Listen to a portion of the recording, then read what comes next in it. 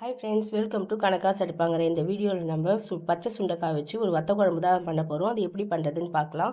அதுக்கு ட்ரையாக வறுத்து அரைக்கிறதுக்கு ஒரு சாமான் எடுத்து வச்சுருக்கேன். ஸ்பைசஸ் அது என்னென்னு பார்க்கலாம். மிளகு 1 ஸ்பூன், ஜீரகம் 1 ஸ்பூன், வெந்தயம் 1/2 ஸ்பூன், துவரம்பருப்பு 1 ஸ்பூன், பச்சரிசி 1 ஸ்பூன், 2 வரமிளகா எடுத்து வச்சுருக்கேன். இதெல்லாம் வெறும் வாணால வறுத்து பொடி பண்ணி குழம்புல போட போகிறோம். இதுக்கு ஒரு நெல்லிக்காய் அளவுக்கு புளி ஊற போட்டிருக்கேன். இந்த குழம்பு கூட சௌ கரமது பண்ண போகிறேன். அது எப்படி பண்ணுறதுன்னு பார்க்கலாம். சௌ கரமதுக்கு ஒரு தேங்காய், ஒரு அரை மூடி தேங்காய் திருகி வச்சுருக்கேன். இப்போ இதை எப்படி பண்ணுறதுன்னு பார்க்கலாம்.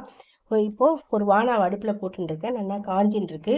குழம்பு பண்ணவும் கல்சட்டி போட்டுருக்கேன். கல்சட்டி போட்டு அதில் ஒரு குழிக்கரண்டி அளவுக்கு எண்ணெய் குத்திருக்கேன் குழம்புக்கு. இந்த பக்கம் இதை ட்ரையாக வறுத்துக்கிறதுக்கு ஒரு வாணா போட்டிருக்கேன். அதில் இது எல்லாத்தையும் சேர்த்துக்கலாம்.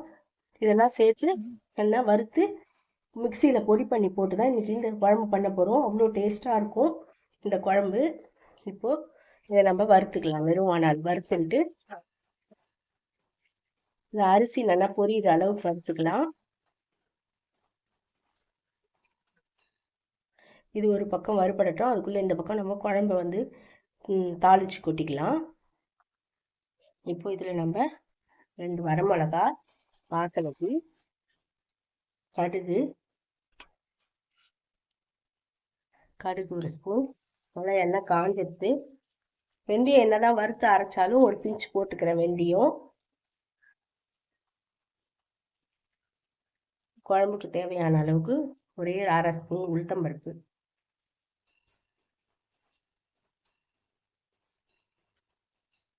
உளுத்தம்பருப்பு போட்டு நல்லா செவரட்டும்.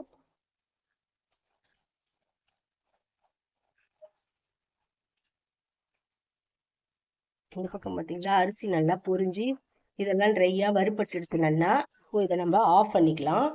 ஆஃப் பண்ணிட்டு ஆறினோன்னு மிக்சி ஜாரில் போட்டு இதை பொடி பண்ணிக்கலாம். இந்த பக்கம் அதுக்குள்ளே கடுகு பாருங்கள், கடுகும் வெடிச்சிருச்சு நல்லா. இதில் நம்ம இப்போது சுண்டைக்காயை சேர்த்துக்கலாம். அதுக்குள்ளே ஒரு தக்காளி கட் பண்ணி வச்சுருக்கேன் குழம்புக்கு. தக்காளி சேர்த்துக்கலாம்.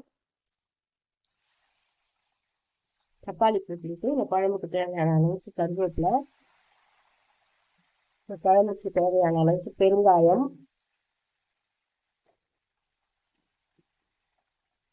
போட்டு நல்லா வறுபட்ட உடனே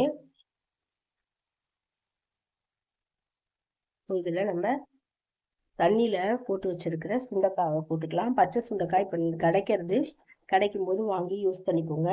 நம்ம சேனல்லையும் போட்டிருக்கேன் ஏற்கனவே. நான் இன்னைக்கு பண்ணுறதுனால உங்களோட புது சப்ஸ்கிரைபருக்காக ஷேர் பண்ணுறேன். சுண்டைக்காய் தொகையில் அரைக்கலாம், பருப்பு சுழி பண்ணலாம், சாம்பார் பண்ணலாம், எல்லாமே பண்ணலாம். சூப்பராக இருக்கும். அந்த சேனலில் எல்லாமே இருக்குது. வத்த குழம்புலேருந்து எல்லாமே இருக்குது. இன்னைக்கு நான் இந்த வறுத்து அரைச்சி போட்டு பண்ணுறதுனால உங்களோட ஷேர் பண்ணிக்கிறேன்.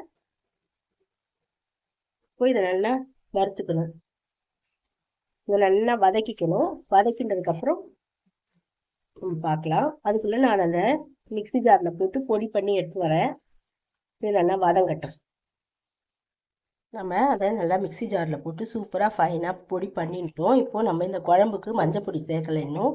அதுக்கு 1 ஸ்பூன் அளவுக்கு மஞ்சள் பொடியை சேர்த்துடலாம். சேர்த்து நல்லா வதக்கி விட்டுக்கலாம். விட்டு இந்த ஸ்டேஜில் இப்போது நம்ம நல்லா வதங்கின்னு இருக்கு தெரியுது அவங்களுக்கு. தக்காளியில் நல்லா வதங்கிடுது. இந்த ஸ்டேஜில் நம்ம கரைச்சி வச்சுருக்கிற புளியை சேர்த்துக்கலாம். நம்ம இதில் என்னதான் 2 மிளகா போட்டிருந்தாலும் 2 மிளகா தாளிச்சாலும் இதில் நம்ம ஒரு 1/2 ஸ்பூன் அளவுக்கு சாம்பார் பொடி சேர்த்துக்க போகிறோம். சேர்த்துனா நல்லா வாசனையாக நல்லா இருக்கும். அதனால் ஒரு அரை ஸ்பூன் 1 ஸ்பூன் அளவுக்கு சாம்பார் பொடி சேர்த்துக்கலாம். அதுக்குள்ளே நான் இந்த பக்கம் வானாவை போட்டிருக்கேன். அதில் ஒரு எண்ணெய் குத்திருக்கேன், காஞ்சின்னு இருக்கு. கரமது திறம் பாரிடலாம் அதில். இப்போ இதில் நான் இந்த இதுக்கு மிளகா வத்தல் போட்டு தான் பண்ண போகிறேன். மிளகா ஒரு 1.5 மிளகாயை கிள்ளி வச்சுருக்கேன். கடுகு 1 ஸ்பூன் அளவுக்கு போட்டிருக்கேன். உளுத்தம்பருப்பு 1 ஸ்பூன் போட்டுக்கலாம். கடலைப்பருப்பு 1 ஸ்பூன் போட்டுக்கலாம். கரமதுக்கு போட்டு நல்லா சிகப்பாகட்டும். இதுலேயே இந்த கரமதுக்கு துளி பெருங்காயம் போட்டுக்கலாம், வாசனையாக இருக்கும். போட்டு இது நல்லா வதங்கினதுக்கப்புறம் செவந்ததுக்கப்புறம் இந்த சௌச்சவை போட்டுக்கலாம். சௌச்சவு வேக வைக்கல, இன்னைக்கு அப்படியே வதக்கி தான் பண்ண போகிறேன். கடுகு வெடிச்சு இதெல்லாம் நல்லா செவந்துருது. இந்த மிளகா காரம் தான் இந்த சௌச்சவு கரமதுக்கு. இது நல்லா செவந்துட்டு இப்போ நம்ம சௌச்சௌ இதில் போட்டுக்கலாம். போட்டுக்கிட்டு ஒரு 1/2 டம்ளர் தண்ணி கொட்டினோம்னா நல்லா வதங்கிடும். இது அப்படி நம்ம மூடி வச்சோம்னா இது நல்லா வதங்கிடும்.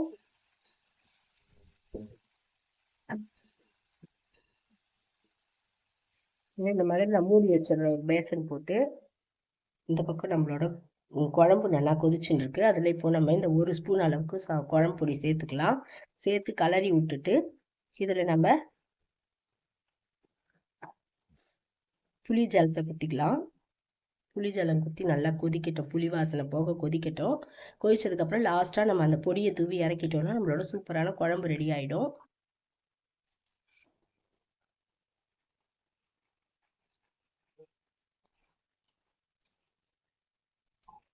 அதில் இன்னும் கொஞ்சம் அளவுக்கு நம்ம தண்ணி சேர்த்துக்கலாம். அதில் இன்னும் கொஞ்சம் அளவுக்கு புளி ஜலத்தை சேர்த்துட்டு இது நல்லா கொதிக்கட்டும். கொதிச்சதுக்கப்புறம் நம்ம இதில் இன்னும் உப்பு சேர்க்கலை. நம்ம இதுக்கும் உப்பு சேர்க்கலை, கரமதுக்கு உப்பு சேர்க்கல. உப்பு சேர்த்துட்டு நம்ம அந்த பொடியை போட்டு இறக்கிட்டோம்னா சூப்பராகிடும். இது கொதிக்கட்டும், பார்க்கலாம். நம்மளோட கரமதி எப்படி வேகிறதுன்னு பார்த்து கலரி விடலாம். இது இன்னும் நல்லா வேகட்டும். மூடி வச்சதை திறந்து ஓப்பன்லேயே வேகட்டும். அப்புறம் அந்த தண்ணிலாம் சுண்டும், இல்லாட்டினா அந்த ஆவி தண்ணியே பட்டு நிறைய ஆகும் வேகிறதுக்கு. இப்போ ஸ்டவ்வை கொஞ்சம் பெருசாக வச்சுக்கலாம். அதுக்குள்ளே இந்த பாருங்க, நம்ம குழம்பும் சூப்பராக கொதிச்சுட்டு இருக்கா.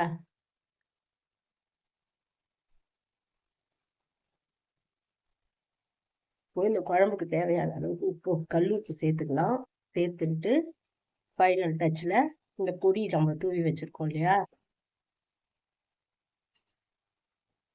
அந்த பொடி இதில் போட்டுருவோம். இந்த இதுக்கு மட்டும்தான் திட்டமாக வறுத்து அரைச்சேன், அதனால இதுக்கு எல்லாத்தையும் சேர்த்துட்டேன். போய் கலரி விட்டுக்கலாம். இதுக்கு நம்ம உப்பு சேர்த்துக்கலாம். உப்பு சேர்த்து நல்லா வதக்கி விட்டுக்கலாம். குழம்பு பார்த்தீங்கன்னா நல்லா எண்ணெய் பிரிஞ்சு நல்லா கொதிச்சு நல்லா வந்துடுது. இப்போ இது வரைக்கும் போதும்னு பார்த்தீங்களா, புளிக்காய்ச்சல் மாதிரி எவ்வளோ கெட்டியாக இருக்குது பார்த்தீங்களா. இது 1 ஸ்பூன் குத்தின்னு சாப்பிட்டாலே நிறையா, ஒரு தட்டு நிறைய சாதம் கலந்துன்னு சாப்பிட்லாம். அவ்வளோ சூப்பராக டேஸ்ட்டாக இருக்கும். உப்பு காரமாக நல்லா இருக்கும். இந்த மாதிரி பண்ணும்போது நம்மளுக்கு சூப்பராக இருக்கும் சாதத்தில் கலந்து சாப்பிட்றதுக்கு, மழைக்கு அதுவுமா. இப்போ இதை நான் ஆஃப் பண்ணிக்கிறேன். ஆஃப் பண்ணிட்டு இந்த பக்கம் சௌச்சௌ பாருங்க, உப்பு போட்டு நல்லா கலந்தாச்சு.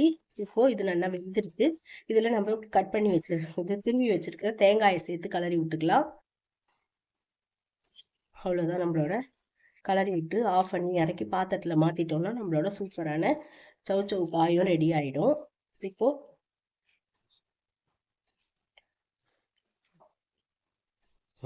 ஒரு தக்காளி சாத்துக்கு தான் பண்ண போகிறோம். அதையும் பண்ணிட்டோம்னா இன்னைக்கு நம்மளோட தலிகை ரெடி ஆகிடும். இப்போ நான் இந்த குழம்பை இறக்கி கீழே வச்சுட்டு சாத்துன்றதில் வைக்க போகிறேன். இது வதங்கட்டும். நம்மளோட சாத்துமது உப்பு, மஞ்சப்பொடி, பெருங்காயம் போட்டு கொதிச்சுட்டு இருக்கு. இதுவும் கொதிக்கட்டும், சிம்மில் வைக்கலாம். கரமதை நம்ம ஆஃப் பண்ணிடலாம். அவ்வளோதான், நம்மளோட சௌச்சௌ கரமது ரெடி ஆகிடுது.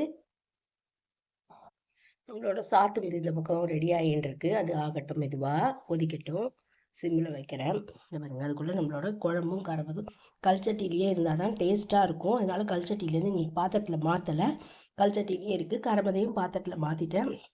அவ்வளோதான் இன்னைக்கு நம்ம பார்த்து தலிகை. நீங்களும் இந்த மாதிரி ட்ரை பண்ணி பார்த்தது இல்லைன்னா இந்த மாதிரி பச்சை சுண்டைக்காய் கிடைக்கும் போது ட்ரை பண்ணி பாருங்கள்.